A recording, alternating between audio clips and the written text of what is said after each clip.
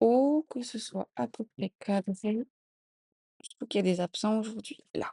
OK. On y va, on corrige l'exercice de la banque d'exemplaires numéro 2 sur l'énergie. On va faire l'exercice numéro 1 sur la lampe de poche. Je commence par l'énoncé à tête reposée pour m'imprégner l'énoncé. On considère le circuit électrique d'une lampe alimentée par une pile. OK. Et on me pose des questions. Quel est le réservoir d'énergie? Sous quelle forme d'énergie est-elle stockée? Quel est le convertisseur? Et compléter la chaîne d'énergie ci-dessous.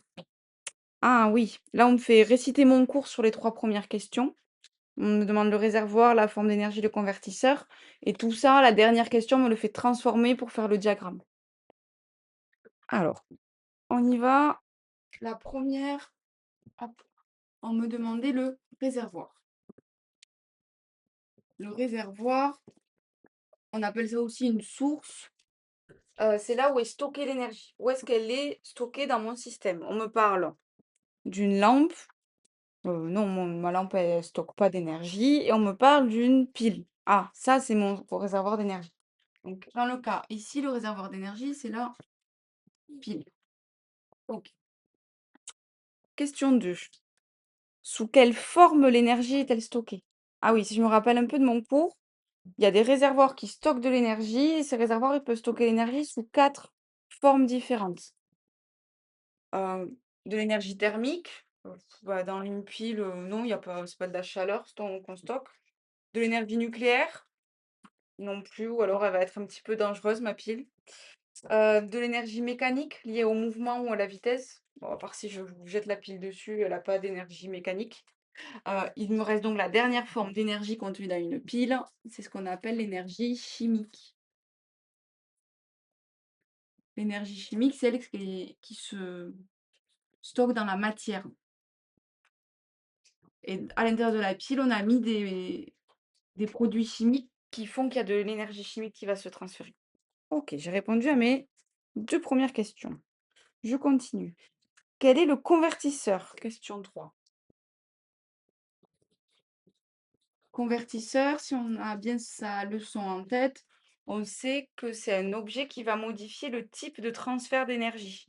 Et les transferts d'énergie, il y en a 4 possibles. Et un convertisseur, il va changer le mode de transfert. Ici, déjà, moi, c'était la pile, j'avais que 2 objets dans l'énoncé, donc ça va être la lampe. Et si on réfléchit un petit peu, la lampe, elle part d'un transfert électrique pour me donner un transfert par rayonnement.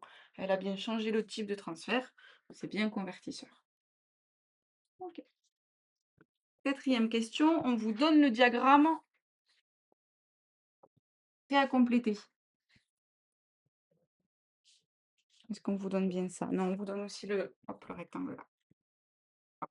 Donc en noir, c'est ce que vous avez déjà sur votre énoncé, vous l'aurez aussi en interrubrique, hein. Et donc là, faut que je me rappelle les conventions donc le scientifique a choisies.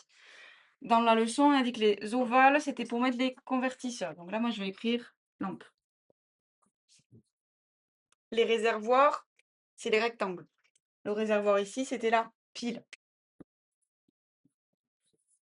En dessous du réservoir, il faut qu'on indique quelle est la forme d'énergie qu'il contient. Par exemple, si on avait écrit soleil, on aurait écrit énergie nucléaire. Là, on a dit que nous, c'était énergie chimique.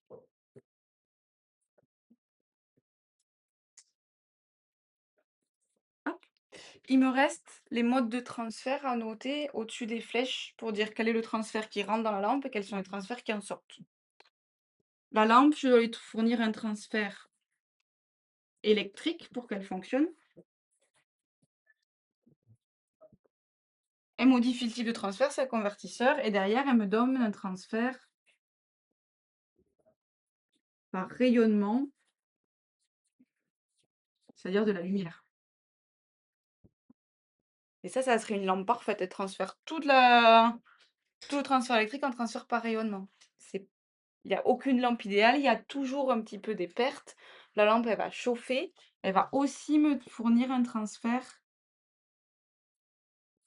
thermique. Et en général, celui-ci, on le met vers le bas parce que c'est pas ce qu'on veut. On met en général l'énergie qu'on veut vers le haut et l'énergie qu'on veut pas vers le bas. Hop, on pourrait aller plus loin et rajouter un dernier réservoir parce que tout ça, ça va pas nulle part, ça va dans l'environnement. Ça, c'est le scientifique qui s'embête pas pour dire que ça va dans les pièces. Ouais. Et on a fini. J'arrête la